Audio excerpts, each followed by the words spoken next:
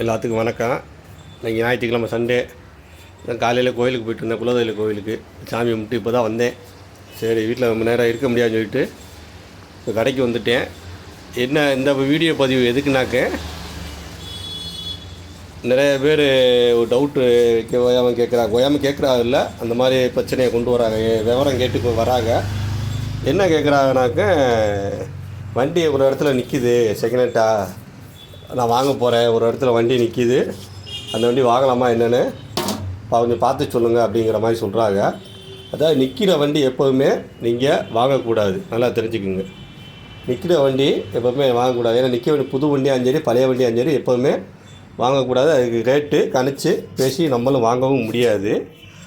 ஏன் அப்படி சொல்கிறேன்னாக்க, நிற்கிற வண்டியில் என்ன வேணாலும் கம்ப்ளைண்ட் ஆகலாம். ஆமாம், நிற்கிற வண்டியில் பெரும்பாலும் நினச்சேன் கார்பரேட் ரெடி ஆகிடுது. கார்பரேட் பெரும்பாலும் போகுது. அதாவது ஸ்டார்ட் பண்ணி கொடுப்போம், சர்வீஸ் பண்ணி எல்லாம் ஸ்டார்ட் பண்ணி கொடுப்போம், கொஞ்ச நாள் ஓடும், மாதிரி அடைச்சி ஓடும். அதனால் நான் செய்கிறேன், நிற்கிற வண்டி எப்போவுமே வாங்கக்கூடாது. இன்னொன்று என்னென்னா, நிற்கிற வண்டியை வீட்டில் நிற்கிற ரொம்ப நாள் வருஷக்கணக்காக நிற்கிற வண்டியை அவங்க மூலியமாக வண்டி அப்படி நீங்கள் வாங்குகிற முயற்சி பண்ணினாலும் அவங்க மூலியமாக வண்டியை அவங்களே ஸ்டார்ட் பண்ணி கேட்கணும். அவங்களே மெக்கானிக்கிட்ட கொடுத்து வேலை ஸ்டார்ட் பண்ண சொல்லணும். ஸ்டார்ட் பண்ணி ஒரு வாரம் ஓட விட்டுட்டு அதுக்கப்புறம் நீங்கள் போய் அந்த வண்டியை வேணும்னா வாங்க முயற்சி பண்ணலாம். அதுக்கப்புறம் நீங்கள் அந்த வண்டியை மெக்கானிக்கிட்ட கொண்டு போய் இந்த வண்டி வாங்கலாமா என்னென்னு விவரம் கேட்கலாம். ஏன் அப்படி சொல்கிறேன்னா, நிற்கிற வண்டியில் கார்பரேட் ஒரு பக்கம் அடியாகிடுது, இன்னொன்று பக்கம் எலி அங்கேயே நிறைய வயரிங்கை கடிச்சு வச்சிடும். வயரிங் கடிக்கிறதுனால என்ன பிரச்சனை ஆகுன்னா, நம்மளுக்கு வயரிங் கடிச்சது தெரியாது. சாவியை போட்டு கிக்கர் அடிக்கும் போது ஒரு வயரோட இன்னொரு ஷார்ட்டேஜ் ஆச்சுன்னா காயில் அடி ஆகிடும். காயிலெலாம் சீரியட் காயில், இந்த மாதிரி காயிலெலாம் வாங்கினா 2000, 2500, 3000 வண்டியை பொறுத்து வரும்.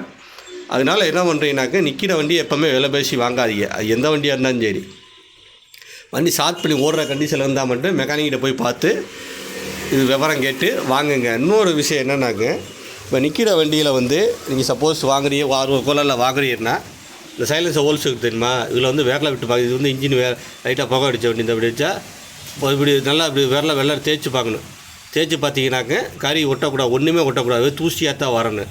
அந்த இடத்துல கருப்பாக கறியாக பிசுன்னு ஏதாவது ஒட்டுச்சுன்னு வச்சுக்கோங்க, அந்த வண்டியில் இன்ஜின் வேலை இருக்குன்னு அர்த்தம். சைலன்ஸில் நல்லா கேட்டுக்குங்க. சைலன்ஸில் விரலை விட்டு இப்படி நல்லா தடவி பார்க்கணும். தடவி பார்த்தீங்கன்னாக்க கையில் பிசுன்னு கறியாக ஒட்டுச்சுன்னா அந்த வண்டியில் இன்ஜின் வேலை இருக்குன்னு அர்த்தம். அந்த வண்டியை வாங்கக்கூடாது. நீங்கள் உங்களுக்கு டவுட்டாக இருந்துச்சுன்னா இன்னொரு புது வண்டியில் சைலன்ஸில் விரலை விட்டு பாருங்கள், அதில் எப்படி இருக்குது, நீங்கள் வாங்க போகிற வண்டியில் எப்படி இருக்குன்னு ஒரு வண்டி செக் பண்ணிவிட்டு நீங்கள் வாங்குங்க. முக்கியமாக நிற்கிற வண்டியை நீங்கள் வாங்கக்கூடாது. அவங்ககிட்டே ஸ்டார்ட் பண்ணி கேட்டு 2 நாள் நல்லா ஓட விட்டுட்டு அதுக்கப்புறம் நீங்கள் மெக்கானிக்கிட்ட கொண்டே காட்டி வாங்கலாமா என்னென்னு பார்த்து வாங்கிக்கிடுங்க. ஆமாம், தயவு செஞ்சு நிற்கிற வண்டியை வாங்காதீங்க. வாங்கினீங்கன்னா உங்களுக்கு தான் தேவையில்லாத செலவு.